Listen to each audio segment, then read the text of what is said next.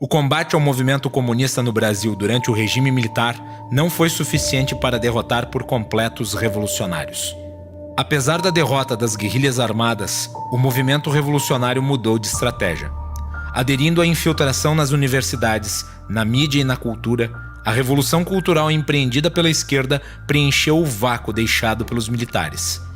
O controle seletivo do conteúdo nas universidades, somado à repressão das informações pela mídia e as técnicas socioeducativas introduzidas por Paulo Freire, transformaram a maneira do povo brasileiro de enxergar o mundo. Aos poucos, a esquerda chegava ao poder silenciosamente. Sua ala radical conquistou o comando do governo através do líder messiânico que tinha como sua principal bandeira o combate à corrupção. Um olhar um pouco mais atento aos personagens e suas ideologias teria previsto a turbulência que esse cenário traria. Passados 16 anos da chegada do PT ao poder, o Brasil pode ser comparado a um país que acaba de ser devastado por uma guerra. O clima que paira é o de indecisão e descontentamento, com vozes procurando culpados, dedos sendo apontados e nenhuma certeza para o futuro.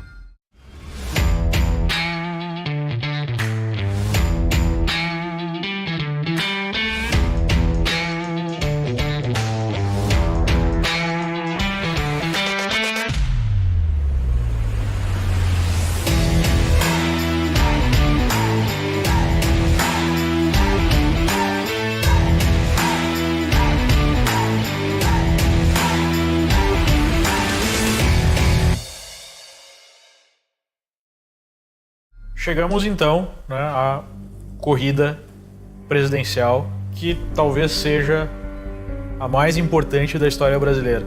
Nós tivemos um encontro novamente com a verdade, quando nós tivemos a recessão criada por uma série de decisões erradas do passado por um governo que por muitos era avaliado como um governo perfeito, e demonstrou ser um governo que tomou decisões políticas equivocadas, tomou decisões econômicas equivocadas, perdeu oportunidades para se fazer reformas e, ao mesmo tempo, produziu o maior escândalo de corrupção, o maior esquema de corrupção da história do planeta. E tinha claramente objetivos totalitários, tinha o interesse de ficar no poder para sempre, essa que é a verdade. E precisava gerar situações de bonança artificial para conseguir votos.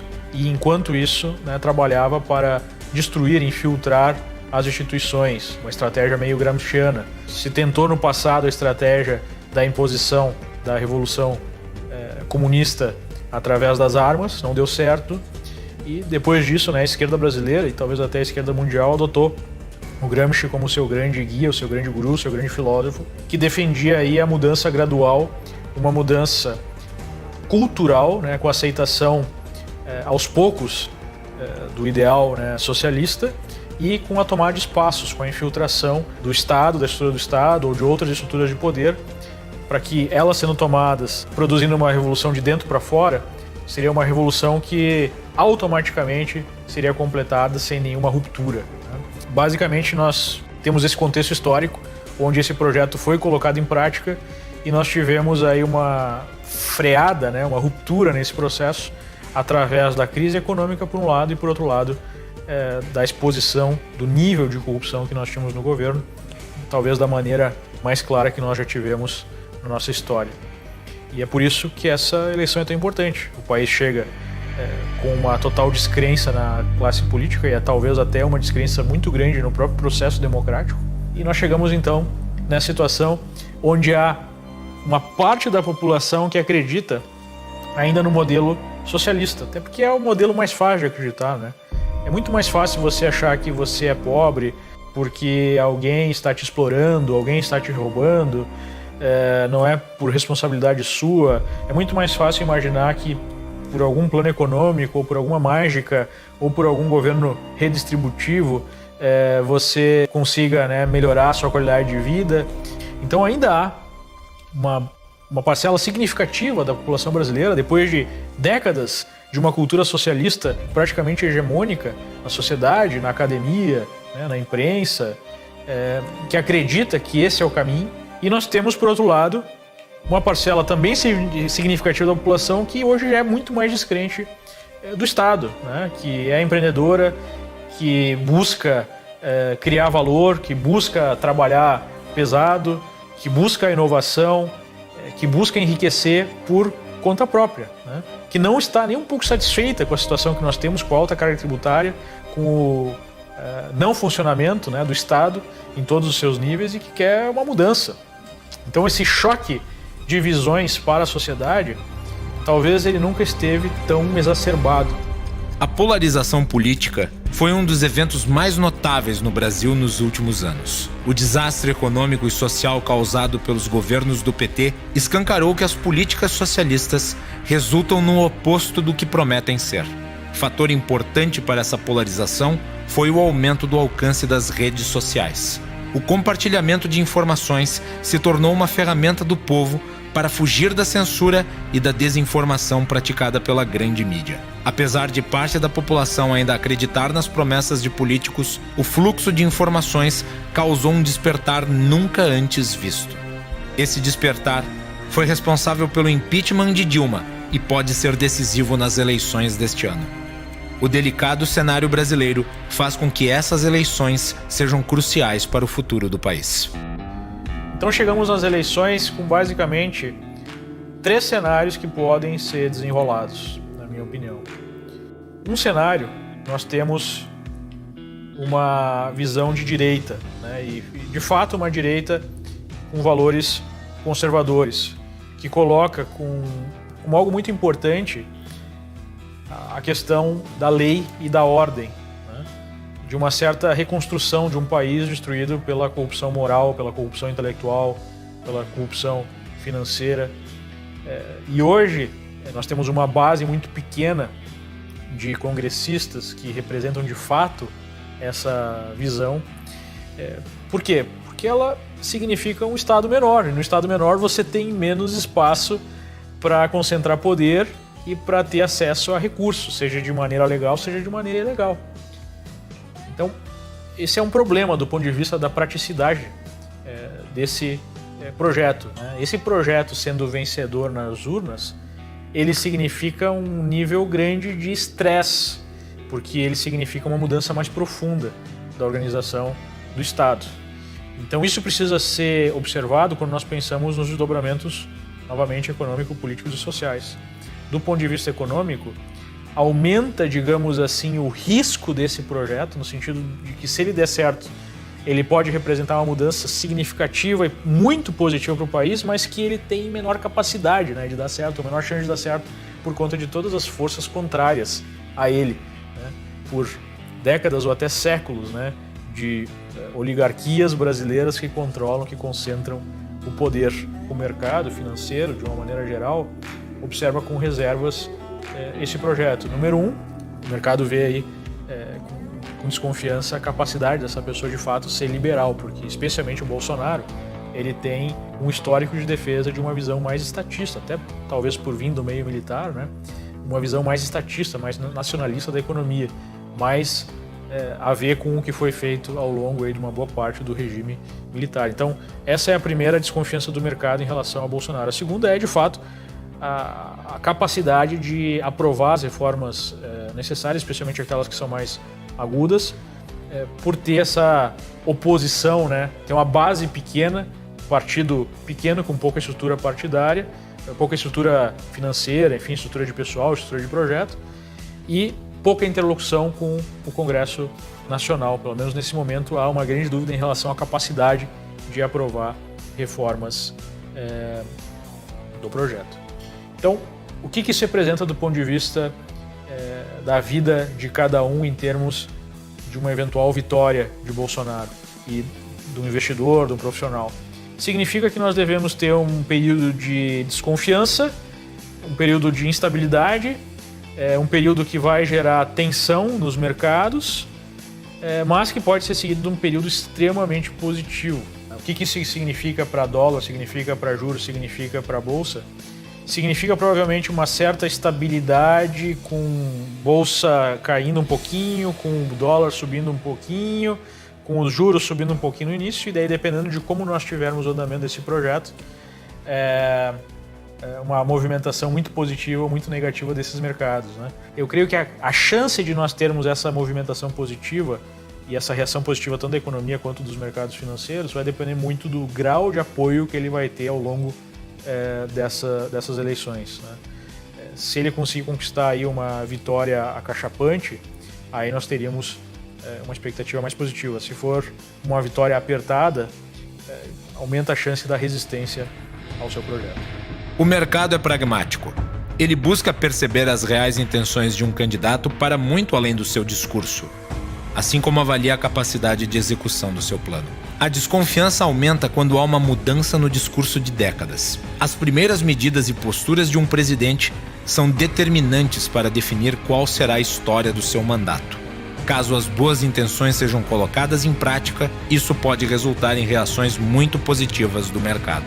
Obviamente que numa situação em que o país sai da beira do precipício, né, já não está naquela situação horrível, pelo menos do ponto de vista econômico há uma certa acalmada na situação, nós temos a facilitação de algum tipo de projeto de centro ou centro-esquerda, né, já que o Brasil é um país que tem uma visão muito estatizante e que temos a visão socialista dominando, né, a cena política, cultural há tanto tempo, então é muito difícil falar de um processo, de algum projeto que não tenha um componente esquerdista forte, por isso que eu chamo de projetos de centro-esquerda. Nós teríamos aí o espaço para uma campanha que centrasse, né, o seu foco, no combate, né, à corrupção, a retomada da institucionalidade no país, e 2, as reformas necessárias para o Estado continuar sendo provedor, digamos assim. E nesse sentido, hoje nós temos espaço para essa postura, mas nós não temos o candidato que se enquadre nessa postura na cabeça da população. Por exemplo, um dos sujeitos que quer ocupar esse espaço é o Geraldo Alckmin, nós temos o próprio Henrique Meirelles, que também quer ocupar esse espaço. Então eu não vejo aí esse candidato aí de centro ou centro-esquerda, ou essa candidatura ficando muito clara, né? Apesar dela contar, digamos assim, com o grosso do que seria o poder estabelecido no momento, que basicamente é o representado pelo PMDB e pelo PSDB. O grosso de estrutura partidária, o grosso de tempo de televisão, de capilaridade, né? Em toda prefeitura do país vai ter alguma estrutura de PMDB, de PSDB. Então, essa é a candidatura que representa o establishment reformador, vamos colocar assim. É a manutenção de um certo status quo mais reformado para não deixar a peteca cair. O que isso representa na prática do ponto de vista de reação do mercado? Representa aí uma certa calma para o mercado, ou seja, representa uma queda do preço do dólar frente ao real, significa a bolsa em alta, especialmente as estatais de bolsa, porque existiria uma boa chance aí de privatização dessas estatais, representa taxas de juros menores, representa, digamos assim, o que seria um movimento natural depois de uma crise tão grave, que é a recuperação da economia, um crescimento aí por volta de 3% por alguns 2 a 3% por uns 2 ou 3 anos, né? Então, de uma certa forma, economicamente, nós teríamos um cenário positivo, um cenário de crescimento, apesar de nós não termos aí o ataque frontal, né, aos problemas do país, uma refundação do país do ponto de vista político. Seria, digamos assim, um governo morno que estaria afeito a qualquer uma crise, né, política, uma crise de legitimidade no caso de qualquer piora econômica ou no caso de qualquer novo caso de corrupção desvendado e assim por diante, porque seriam as mesmas pessoas no poder, apenas com uma visão mais reformista. O desejo de mudanças é sempre acompanhado pelo medo. Grandes alterações no panorama político costumam gerar desconfiança e instabilidade no mercado, além de ameaçar privilégios e interesses de grupos poderosos. Por essas razões, é inevitável o surgimento de personagens que representem a manutenção das estruturas de governo como elas são. Porém, existe uma mentalidade forte entre os brasileiros que influencia o voto de milhões de pessoas. A noção de que o Estado deve ser assistencialista e provedor. Este cenário representa a marcha ré de volta ao precipício. E nós temos o terceiro cenário, que é o cenário de esquerda, né? Que virá com a velha desculpa da esquerda de sempre. Não é que o nosso projeto é errado, é que as pessoas, né, cometeram erros, cometeram crimes, se corromperam, o projeto se perdeu por conta disso. Então, o que nós teremos será uma reformulação da velha pílula, que a solução para resolver a pobreza ou resolver a crise é que nós precisamos de um Estado mais forte, um Estado que promova a justiça social. E aí nós teríamos um ajuste fiscal, né, que nós precisamos, ao invés do corte de impostos ou do corte de benefícios, né, de gastos do governo, da máquina pública ficando mais enxuta, mais eficiente, exatamente o contrário, né? Nós precisamos aumentar a arrecadação, né? Os ricos precisam pagar mais por esse ajuste e nós teríamos então um aumento do tamanho do Estado para resolver a questão do déficit. Via de regra, com aquela visão reinante, né, de Estado como o principal personagem, como aí o sujeito da história, o sujeito da economia, o sujeito que vai regular a iniciativa privada em todos os seus detalhes, que vai regular o comportamento das pessoas e que vai promover a prosperidade, a igualdade, a justiça social, né? Basicamente, do ponto de vista econômico, né, o candidato econômico, político, social, o candidato que representa melhor esse projeto neste momento é Ciro Gomes. Ciro Gomes já deixou claro que ele vê como modelo de Estado, modelo de organização social, um modelo chinês, que é o Estado concentrador de poder e a iniciativa privada podendo gerar eficiências maiores, mas desde que sob a tutela do Estado, né? E ele vê aí alguns aspectos estratégicos, algumas empresas estratégicas, como a Petrobras, como a Eletrobras, outras grandes estatais, como necessárias para desenvolver as políticas de Estado, né? E já colocou o interesse de aumentar impostos, de fazer uma reforma da Previdência bem específica. Nós teríamos aí, antes da eleição, se esse projeto estiver despontando como o mais provável, né, a ganhar a eleição, uma alta muito forte no dólar, uma queda muito forte na Bolsa e uma alta dos juros, né, aquele cenário parecido com o cenário pré-eleição de Lula em 2002. Depois da eleição, nós podemos ter algumas surpresas no sentido de ter uma economia muito positiva pelo uso, novamente, de ideias heterodoxas, né? De certas passes de mágica para gerar crescimento econômico num curto espaço de tempo, só que sem bases consistentes. Então, basicamente, nós temos esse projeto de esquerda que hoje é representado principalmente por Ciro Gomes. A liberdade plena jamais passou de um sonho no Brasil, às vezes mais, às vezes menos distante.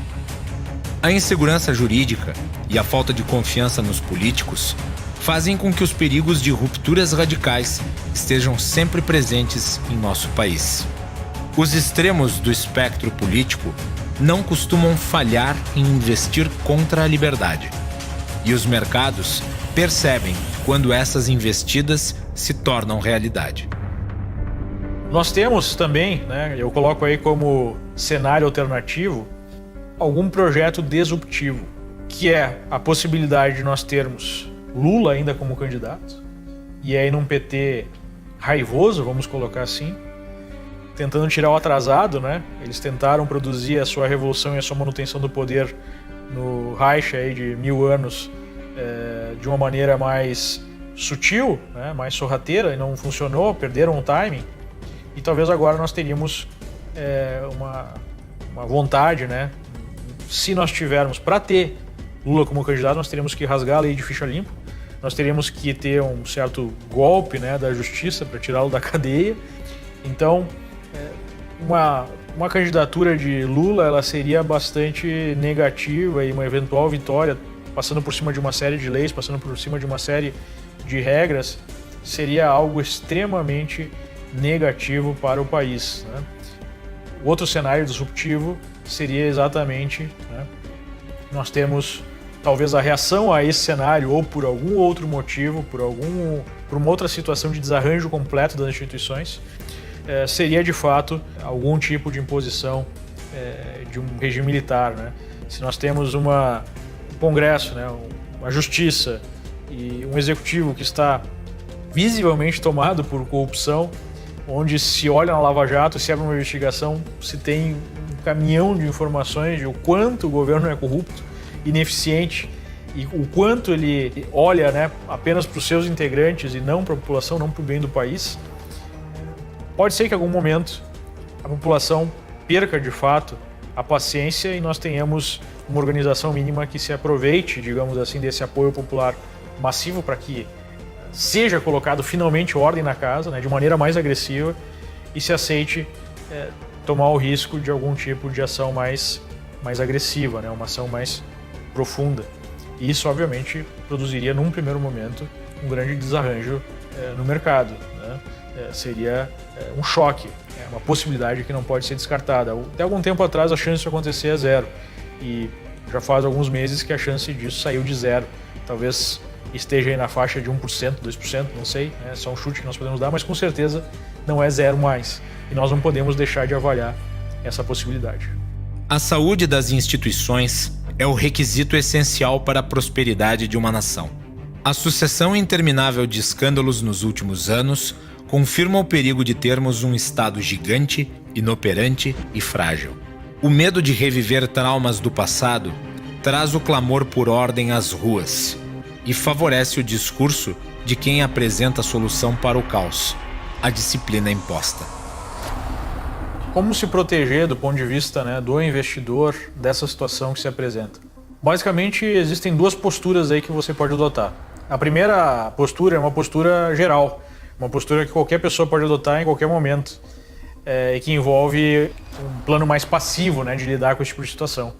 Infelizmente, no Brasil, menos, né, de 0,8% da população tem investimentos fora do país, denominados em outra moeda. Basicamente, quando você coloca todas as suas cestas, né, todos os seus ovos na cesta em reais, nós temos aí uma situação onde, se o país vai bem, ótimo; se o país vai mal, eu perco o meu poder de compra. Então, é muito importante, para manter uma consistência na sua reserva de valor, na sua carteira de investimentos, para mantê-la menos, né, instável ao longo do tempo, que você tenha pelo menos parte dos seus recursos alocados e aí em outras moedas fortes. Uma outra postura é: eventualmente eu tenho uma capacidade maior de identificação das movimentações, né? Como é que um sujeito mais ativo, que tem maior capacidade de alocação, que é mais afeito a risco, pode lidar com isso? Pode identificar cenários prováveis e apostar nesses cenários. Essa é uma outra possibilidade.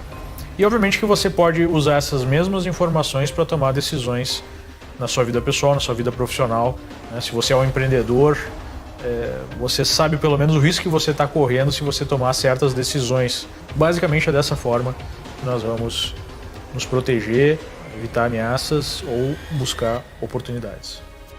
Olhando para a história do Brasil, observamos uma sequência de projetos interrompidos. A busca incansável da manutenção do poder cria um sistema injusto de influências externas, discursos populistas, enriquecimento ilícito e estelionato eleitoral. O comando do dinheiro público, através do voto, impulsiona o teatro da falsa prosperidade. O cidadão tem o poder de compreender essa dinâmica, ou de se manter como vítima, comemorando antes da hora e tendo que enfrentar as inevitáveis recessões que nos devolvem para a realidade. Enquanto não houver uma mudança nessa estrutura, o conhecimento desse cenário é a única chave para lucrar com as distorções sistemáticas do governo e proteger o seu patrimônio. Alcançar a sabedoria requer esforço, mas a alternativa é muito mais cara. Os ganhos de capital obtidos nas bolsas de valores passam a ser tributados, encerrando-se assim uma odiosa discriminação. O ministro Fernando Henrique Cardoso anunciou as 3 etapas do plano econômico. O governo manterá todos os investimentos previstos no PAC e nos programas sociais. Em hipótese alguma, haverá corte nos investimentos governamentais. Tem um compromisso de combater a inflação de forma drástica e sistemática. Ontem à noite, o Banco Central decidiu não mexer nos juros básicos da economia. Eles estão no maior nível dos últimos anos. Pela 7ª vez consecutiva, o Comitê de Política Monetária, o Copom, subiu a taxa básica de juros da economia brasileira. No mercado financeiro, o dólar foi vendido hoje na menor cotação em mais de um ano. Oficialmente, o Banco Central guarda silêncio sobre a alta do dólar. A Bolsa de Valores de São Paulo chegou hoje ao nível mais alto em quase 6 anos. Apesar da elevação da Selic, a inflação não tem caído. É a maior recessão em 25 anos.